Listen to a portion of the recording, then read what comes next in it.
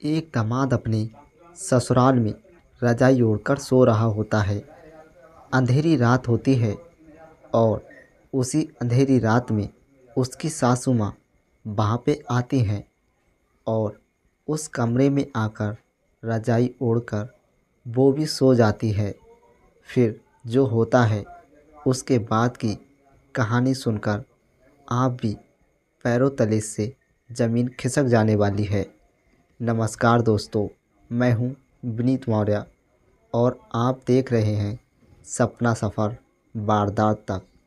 आज की जो मैं सच्ची घटना आपको सुनाने वाला हूँ, ये सच्ची घटना है राजस्थान की। राजस्थान में एक जगह है श्री गंगानगर।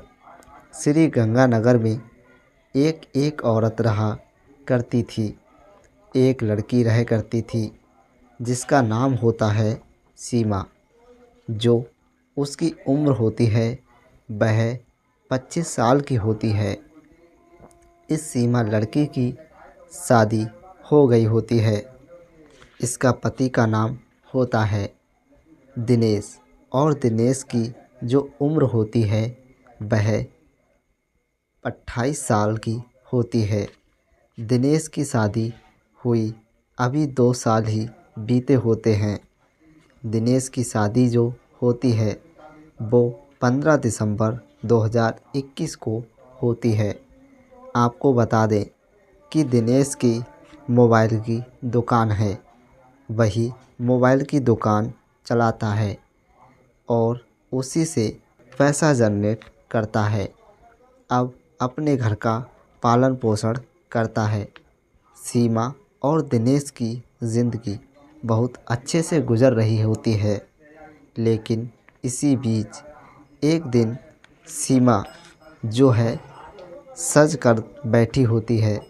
वो कहती है कि मुझे मायके जाना है। अब जब मायके की बात आती है तो पति को टाल नहीं सकता। वो कहता है ठीक है, चलो एक दिन घूम आते हैं। और फिर सीमा को बेड पर बैठा है और फिर रवाना हो जाता है अपने ससुराल के लिए। जैसे ही ससुराल पहुंचता है, ससुराल पहुंचने के बाद देखता है घर पर कोई नहीं है। जब सीमा उतरती है तो देखती है माँ भी नहीं है। वह माँ को आवाज़ लगाती है, माँ को बुलाती है, लेकिन माँ वहाँ पे नहीं थी। बाद में पता चलता है कि माँ काम के वास्ते कहीं गई हुई है। पिताश्री भी काम के वास्ते गए हुए हैं। वही काम करने को नहीं होता है। बाद में सीमा जाकर अपनी माँ को बुलाकर लाती है, खेतों से लेकर आती है। तब बातचीत होना शुरू होती है। बाद में जो दामाद होता है दिनेश, वो पूछता है सासू माँ से कि और सब सुनाइए, जो साला है वह कैसे हाल है, क्या कर रहा है, सब कुछ तो ठीक है।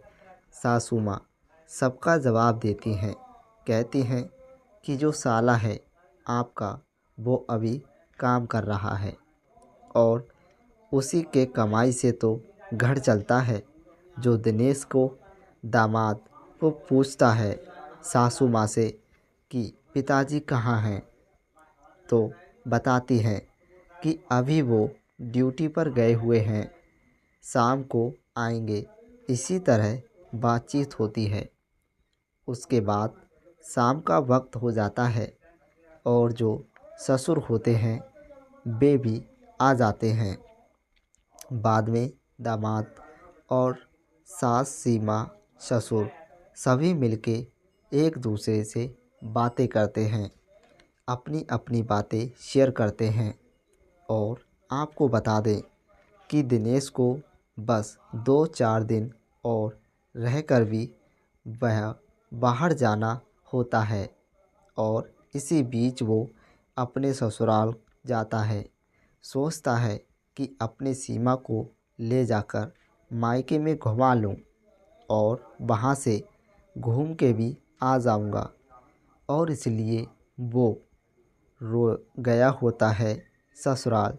जब ये सीमा सभी चीज़ को जाते हैं तो डिनर का वक्त होता है।